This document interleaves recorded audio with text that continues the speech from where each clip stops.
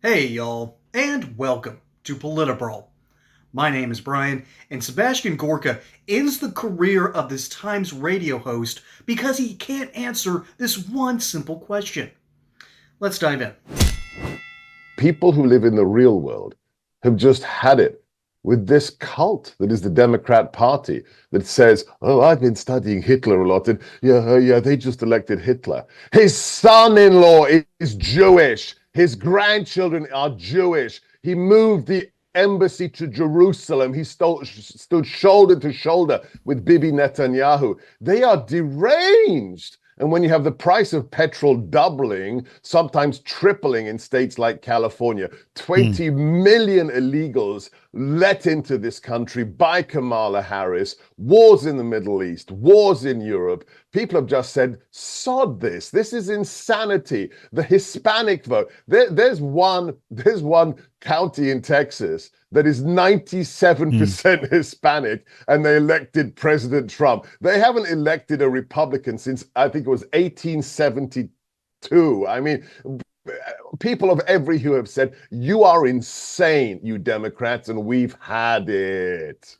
You've got a criticism consistent from those who have been critical of you that Donald Trump will be an authoritarian. He's spoken about opponents as being the enemy within. Should your opponents be afraid? Now that's the invective. What you just did is absolute bloody outrage. Tell me. I mean, seriously. So tell me why. Are you 6 years old? Were you awake when my boss was the president? What did he do in those 4 years that for one scintilla, for one nanosecond, justify that statement? John, I will wait here. You tell me one thing he did in 4 years that justifies that level of absolute vituperative criticism. That he's let me answer you. Just one. No, John, one. Well, indeed, Sebastian. Let me answer you then for the purpose of this conversation. When I spoke about the enemy within, that wasn't my choice of words. That was the choice of words of I'm not talking Donald about. Trump. I'm not talking about rhetoric. I'm talking about 4 years. You were alive when we were in the White House, right, John? Indeed. Give me one instance of him doing anything authoritarian. Just one. I'll wait.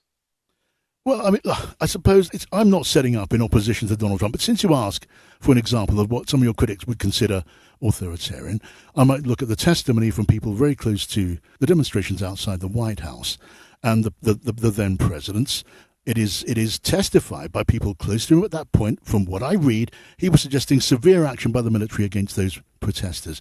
Your former defense secretary. John. If I may, you asked me for an example. But these aren't examples. These are hearsay from people who hated him. I will ask you one more time. Give me one example of something he did when he was commander-in-chief. You are failing. I'll ask you one more time. One instance of something he did. Not hearsay from some clapped-out general like John Kelly who got into fisticuffs with his advisors in the West Wing. One instance in 4 years.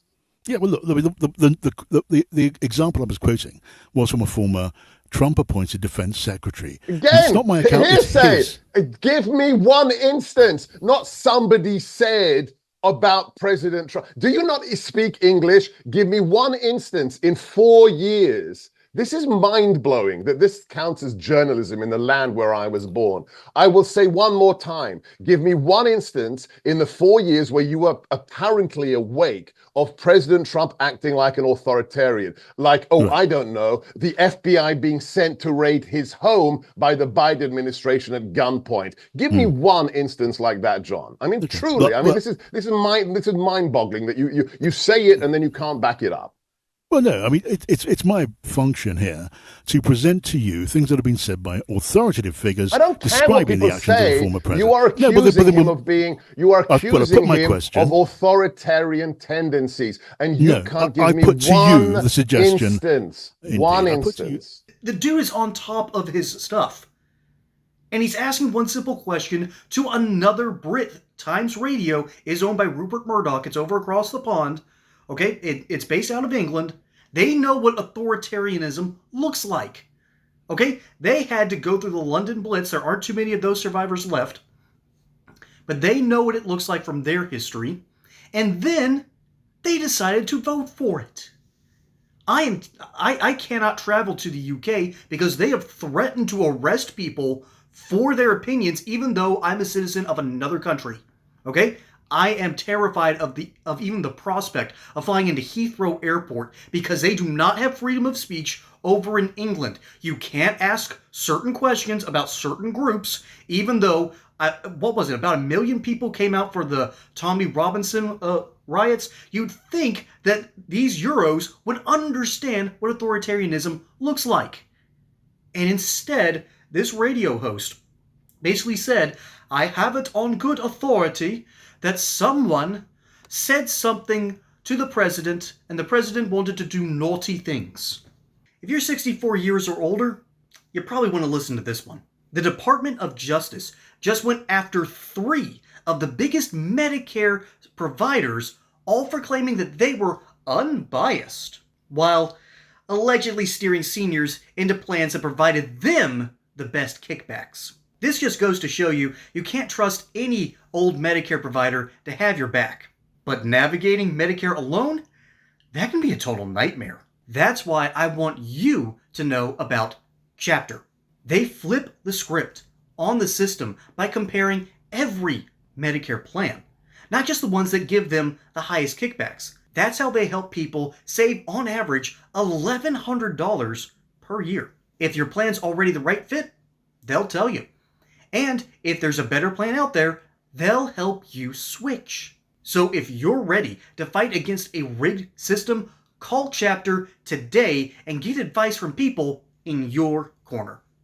Gorka particularly calls this out. That, ladies and gentlemen, is something called hearsay. If we were in a court of law and I was the defendant's attorney, I would immediately slam my hand down and say, "Objection, Your Honor, this is hearsay." And the judge would probably look at me and just go, "Yep, sustained," slam the gavel. Okay, that's how that would work out. But because we don't have some sort of judge in an exchange between 2 people, we have to actually fight with the ideas and with what seems to be the truth. And the truth of the matter is, Donald Trump was not an authoritarian then, and he's not an authoritarian now. What do authoritarians do? Well, I've got a couple of books back here, one of which is The Anatomy of Fascism, and then I've got another, I really now need to read this Bonhoeffer book. It's been on my to-read list for a while. The reason I'm bringing that up is because I've been to Berlin, I've been to Krakow, I've been to Sachsenhausen, I've been to Auschwitz. I've seen what can happen under a truly brutal fascistic regime. And in my studies of history, I keep coming to the same conclusion.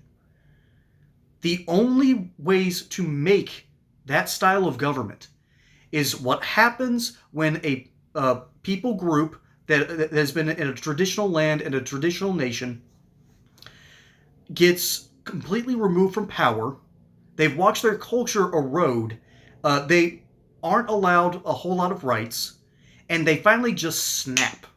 They snap, they blame it on one group of people, and they think that by having a more authoritarian style government, it's going to solve their problems. It never works, by the way. But strangely enough, there's another way to create it.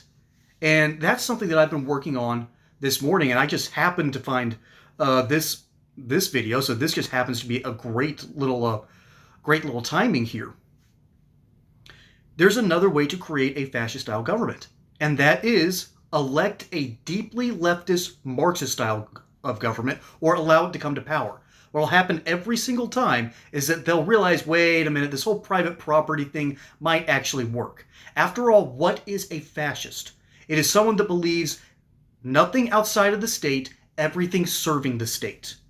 They want one big giant corporation that runs and churns and has guaranteed hierarchies, and everyone has a certain place in it.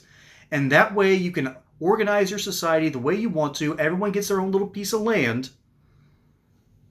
And you still have private property. Originally, the original fascists actually were Marxists who realized that, yeah, private property is actually a good thing, but we love the dictatorship of the proletariat.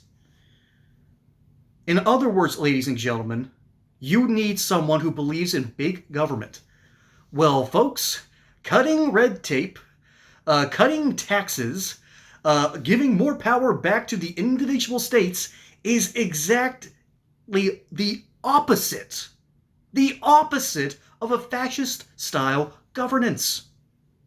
Now, of course, there are some criticisms that, yes, conservatives tend to gravitate towards that because it's a return to some sort of nostalgic era.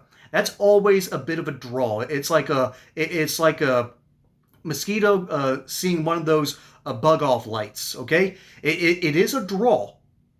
I'm man enough to admit that. But we also know of its pitfalls and its problems, so we don't go there.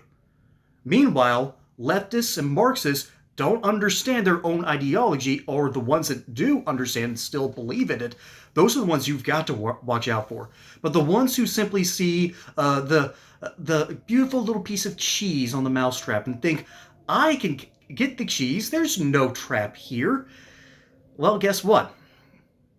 You'd get caught. That's what happens every single time. And so, whenever someone says Trump is a fascist, all you got to do is remind them what a fascist actually believes. It is not some catch-all, end-all, be-all for right-wingers. As a matter of fact, it more often than not comes from the left side of the political spectrum. Again, the French Revolution ended with Napoleonism, which is sort of a nationalistic, pseudo-fascist regime.